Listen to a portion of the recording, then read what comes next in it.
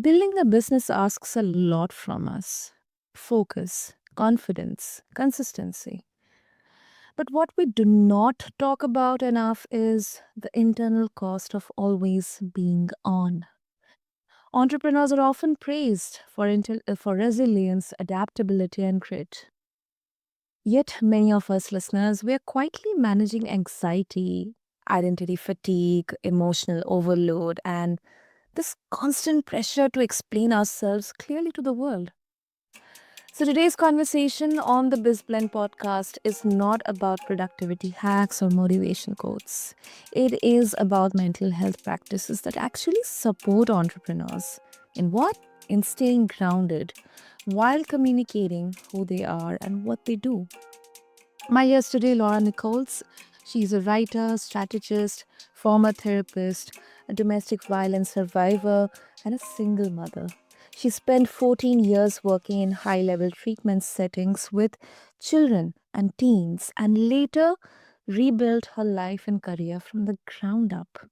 And she now helps entrepreneurs and thought leaders turn lived experiences into meaningful expression through content, messaging, and books. Her work bridges psychology, creativity, and communication with a strong emphasis on presence and integrity. So, Laura, welcome to BizPlan, and I'm really, really glad that you are here with us today. Thank you. I appreciate that lovely introduction. Thank you. Thank you so much, Laura. Okay, to begin with, Laura, a lot of mental health advice, we say, okay, you need to be in present, you need to practice this, practice that. I mean, especially for entrepreneurs, the advice, it sounds good on paper, but under real pressure, it falls apart. So, from your background as a therapist, and now you are a strategist, what mental health practices do you see actually working for entrepreneurs, especially under pressure? Sure. I think what comes to mind first and foremost is getting back to basics, which starts with, for me, some self awareness.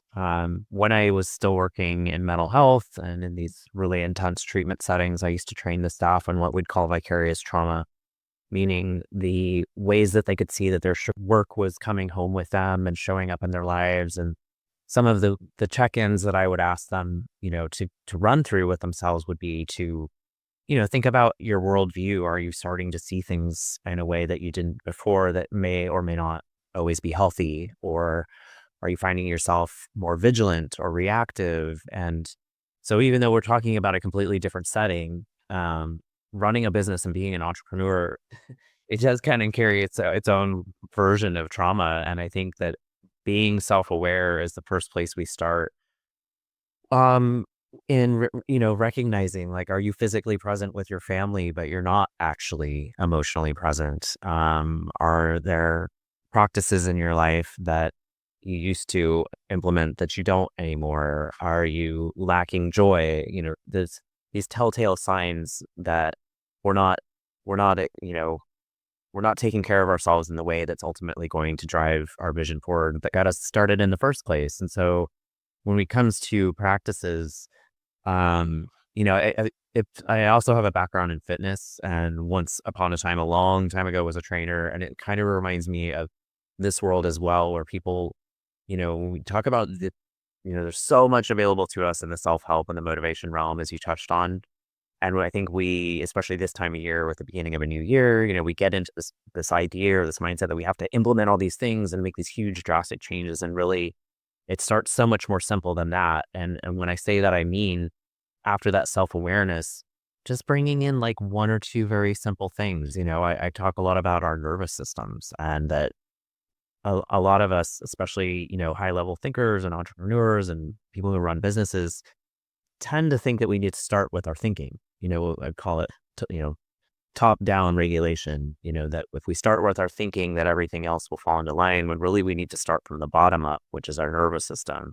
And that means taking those moments throughout the day to do some coherent breathing, or getting up in the morning and instead of looking at our phones, which I know gets said a lot, but going outside or looking out a window, not through glass, but, getting some sunlight, in our face as early as we can. Those are very, very simple things that we can do that can make such a big shift and give us a place to start from and avoid this feeling of like, I need to implement all these practices, which is a setup for failure. I agree. I agree. This kind of, signifies this integration of mind, body, and soul, because not only you're working on not fixing. I shouldn't use the word fixing because it's not broken. Um, but not working on mindset, but physical as well. Your nervous system is into play here. Then soulfully, or maybe spiritually, you're also connecting with. You're trying to reconnect with yourself.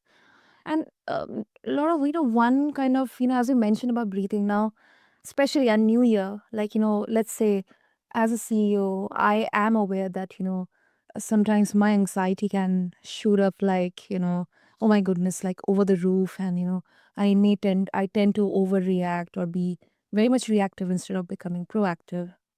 Um, and if I am kind of, trying to do breathing maybe before some important meeting or decision or a discussion with the investors, or something has gone wrong with the business or some negative customer feedback. But then maybe it's not working initially. And it's very possible, very much possible that, I'll kind of start judging myself, or maybe I'll be overanalyzing myself. That if I'm not able to accomplish this much, just a simple breathing exercise and the good behind it, then how exactly I'm going to change myself? How exactly I'm going to run my business? So how do you suggest and managing or handling these kind of thoughts or feelings, especially for I think entrepreneurs? those Yeah, I was just gonna say, I think those are very, very common for us as entrepreneurs, right? Because we are in a very like we get hard information back about whether something we're doing is working or not. It's evident in our numbers or, our audience behavior, whatever that looks like. We can slip into kind of black and white thinking in that way. And as you're talking, one of the things that's coming up for me is, one of the most important things that I learned in learning to meditate, for example, was to come out of that judgment, right? Because if you've ever tried to meditate, or anybody listening to this, you know that it can be really hard, especially when your mind is running on 100 things, or if you're trying to breathe or whatever the thing is, to not have the thoughts run, to not have the things come in. And we do get into, we're like athletes in that way. We get into a very like, I'm doing it right or I'm not doing it right. I think that the thinking that we can apply to ourselves in those moments, whether it's breathing or meditation or trying to remember to get up and go get some sun in your face in the morning, um, is that it's all just information, right? That to just notice it, let it pass, and then you just move on to the next thing. There's this idea of not being preoccupied with what has gone before, staying present in the moment, and not being preoccupied with what's coming. But that mindfulness piece, right? And in that way that we can just notice those things about ourselves. What I was about to say earlier is that it's very similar to me in business. Um, it's there's not a judgment. It's just information. If we take an attitude of curiosity about ourselves, about our business, about our relationships, we are in such a more advantageous position to grow and to take the energy of judgment out of it, whether it's self-judgment or judgment of others. And it's just such a much more productive, fruitful place to be in any area of life, but certainly business. Hmm. Makes sense. Makes sense. Let's bring in mindfulness. Like, it's often framed as a personal practice. I mean, you mentioned about meditation, then breathing, then there's journaling. Um, so you talk about bringing mindfulness into messaging. How does the way an entrepreneur communicates affect their mental health? Such a great question. The way an entrepreneur communicates themselves, in their business, whether they're doing it themselves, which some people prefer to, and I've certainly worked with business owners that really like to stay connected to their audience by doing, some of the writing or the content themselves. They feel like that's part of their creative process, which I completely understand. Um, uh, I lost my train of thought a little bit, but could you just repeat the So question? I'm sorry. yeah. So I was curious, like, how does the way an entrepreneur communicates affect their mental health? Mm. Well, as evolved as we would all like to be and say that we can be somewhat removed from the response of our audiences, it does matter, right? We're ideally, as business owners, as entrepreneurs, we are here to serve. And so in doing that, we are hopefully connected with those we're serving and who we're talking to. And so I think that when you feel as a business owner, whether it's through someone else or you're doing it yourself, connected to that communication to your audience, because no matter what era we're in or the marketing tactics and strategies and all the things, like it really comes down to communication, and it takes on different forms, and it has over the years. But content marketing, and communicating with your clients, your customers, your audience has been around for like hundreds of years, for really. And so when we are aligned in that, in my opinion, it is positive for your mental health. It's how you know that you're achieving what you showed up to do in the first place. And we all like to feel good, and we all like to feel impactful about what we're doing. And when we are misaligned with our communication and our content and how we're talking to our audiences, it just it can be very uncomfortable because for a few reasons. One, because it doesn't work and it doesn't feel good to not have results in your business. And it's just a losing of the heart of what brought you into your business in the first place, which is to bring some product or service in most cases to other people. Um, and our vehicle for that is our messaging, our content. That's how we impart the heart of what we do in our service to those we're here to serve. Hmm. Hmm. Absolutely. Absolutely. I think it's a basic, and I think uh, if message is misaligned, then no amount of SEO or marketing optimization or social media, whatever it is, I mean, it fixes the internal tension. And it sounds like um, clarity is not just being about being understood. It is about not abandoning yourself in the process, not losing the sense of who exactly you are, or what exactly you are envisioning. Hmm. I think there's a part, I spent a lot of my years in business as a copywriter. And so I've written every kind of sales and marketing content that there is just about. And I think there's just such a sweet spot between not losing, for me as a copywriter, what I really drew energy from, what I really enjoyed was finding that connection between who I was speaking for and who I was speaking to.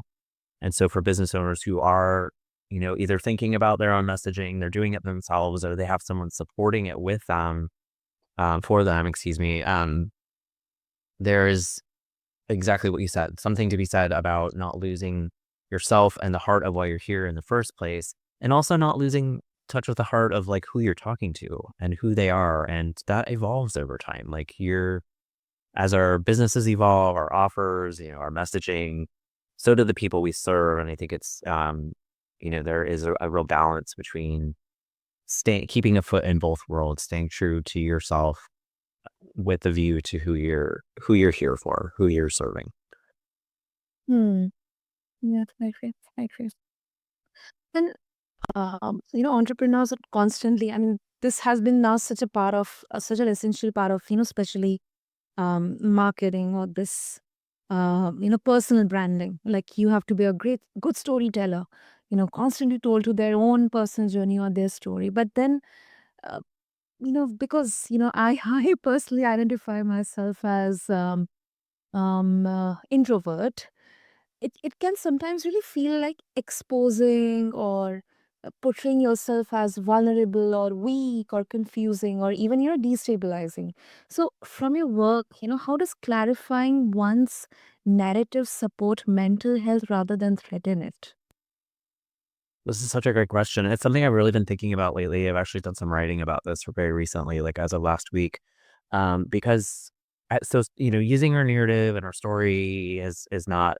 new at all. I feel like there's been a real kind of resurgence in the last few years as, we're looking at like how in this trust recession that we're in, right? How do we connect with people? And I think that we have kind of leaned into story based marketing, um, Mm. and that's appropriate and that's great.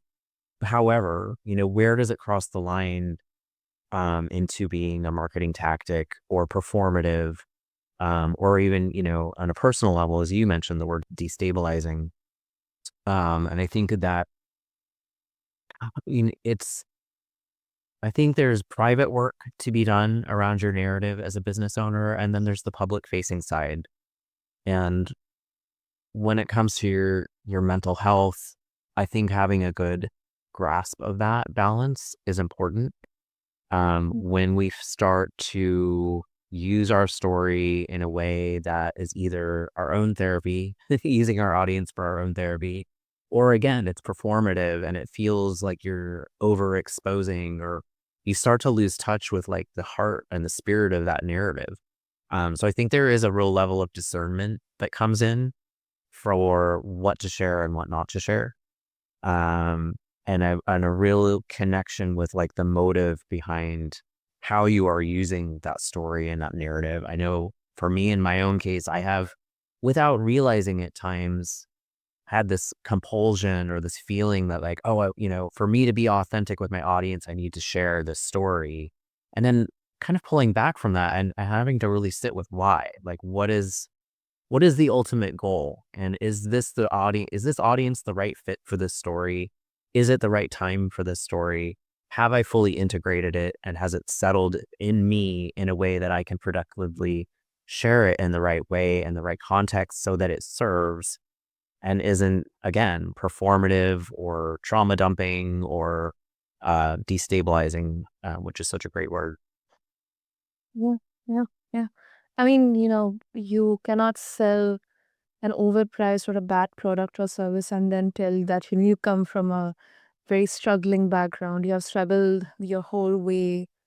I mean, you're kind of yeah, performative. hmm I think there's balance in that. I mean, in my experience, we read stories and there's a lot of books that, I'm looking at some on my bookshelf right now that, are about these transformations that people went through because we want to find ourselves in that transformation. But in my experience and in helping people write books and understand their stories and kind of where that comes into the teaching and serving, what I have found is that people connect more to the struggle along the way. Or I shouldn't say more. They connect to that as much as they do finding hope in the transformation because there is something I don't know, there's something to be said about finding yourself in someone else's story, achieving insight and hope that you may not have arrived at yet on your own. Um, and so, I think it is a balance, but yes, we have to be careful about and thoughtful about how we share that story once again, because as you just pointed out, if people want to, if you're sharing your story and then ideally the end part, like how did you get to where you are, the goal there should be to help people who are reading or understanding or listening or whatever the context is to your story feel that they can get there maybe faster than, with less pain and faster than you did because now you're imparting this journey to them. And I think that's the important part is that like owning and understanding and sharing that journey, but not staying there, right? Um, Exactly. yeah, communicating that you're on the other side of it, and here's how I got there, and so can you. Exactly. Exactly. Absolutely, 100%. And before we conclude, I mean, I think this is a very um, you know, very obvious question right now. Like we were use words like it's relatable, it's resonating, it's connecting. Like there's a lot of pressure right now for entrepreneurs to be vulnerable and relatable online. So, uh, from a mental health standpoint, do you see any gap, or like where do you see that it's going wrong if it is? I mean, so I spend a lot of time on LinkedIn, and there are times that I read people's stuff and it feels, I don't know, it's just, it's like I don't know, maybe it's my background as a therapist, but I don't think so. I think it's just being a human that you can sense when something is being shared in an authentic way because it's being shared judiciously. It's not somebody's brand all the time to be talking about. Like, we don't, that's not, I don't know. It's valuable, but that's not what, we want to lead with is constantly our pain because we don't all want to be reminded that there's pain all the time, right? We want to be reminded that there is hope, there is transformation. And so I think I do unfortunately see, and I don't mean to say this in a disparaging or critical way, but I do see sometimes where it gets overused. And it feels, again, to use that word, performative or kind of contrived or even formulaic. And it kind of lacks, it's like when it's overdone, it loses its humanity and it loses it's not as effective. Um, but I think it's more noticeable when you are experiencing somebody's messaging and those pain pieces or those parts of the journey get sprinkled in. That is far more effective because you're kind of, caught up in like the hope of this person or the transformation that you're hoping to undergo by engaging with them. And you're caught up in the energy of that. And then when you find those pieces of humanity that you can connect to, and they're infrequent. It makes them more authentic. It makes them easier to connect to. And again, to use the word that you just used, like relatable. And I agree, we are under a lot of pressure right now in the narrative arc of the internet and social media to be more connective and to be more human. But again, where do we tip the scales into being now it's just another marketing tactic, right? It is definitely carefully managed, in my opinion. Mhm, mhm. Mm.